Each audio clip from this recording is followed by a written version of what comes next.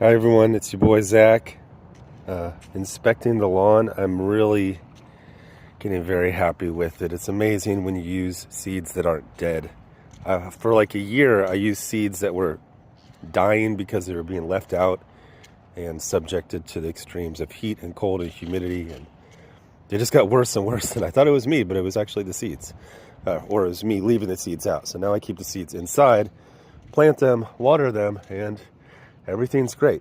Also, I finally figured out how to use the edge trimmer. I was using it wrong and the string kept snapping.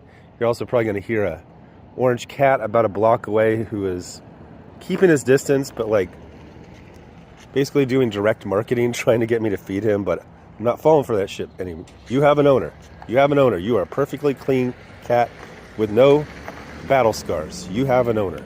But anyway, so there's a new bit of right-wing propaganda, which is just repackaged left-wing propaganda. And we see this over and over. We see this with them celebrating and using cancel culture. So it turns out they didn't have a problem with cancel culture. They just didn't like when it was used against them. They're perfectly fine with using it against other people. So the new phrase is splitting the audience. And that is, the idea is that if you exhibit any kind of left-wing thought, even in just a character, just having a left-wing opinion, because they're a left-wing person, that you are splitting the audience because that turns off the right-wing whatever, and it pushes them away. The thing is, this is basically the exact argument they gave to make a huge focus on women with pop culture things like video games and comic books. They said, well, you already have the male audience. If you got the female audience, you would double your audience. Well, not really, because in trying to get a female audience, they ended up making a product that was not appealing to male audiences, and female audiences really didn't want it for anything other than a fad.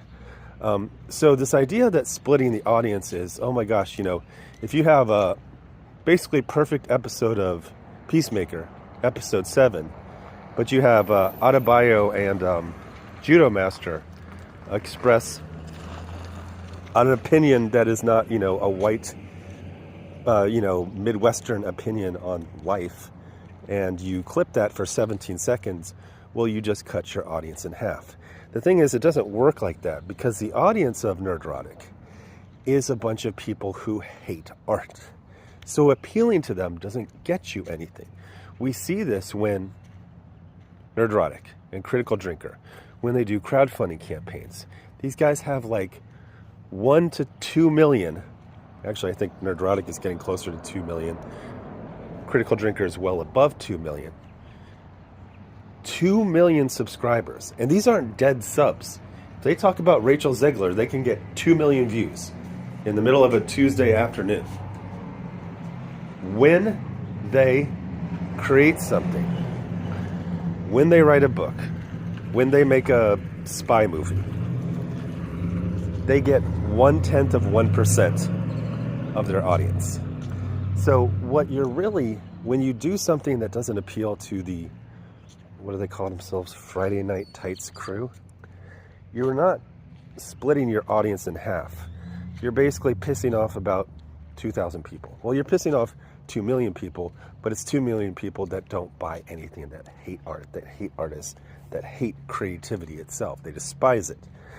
So, yes, you can put 17 seconds of a black character, well, 2 gay characters, 1 black, 1 Asian, expressing not a white man's opinion for 17 seconds, and you could lose up to 2,000 viewers, and really that's it.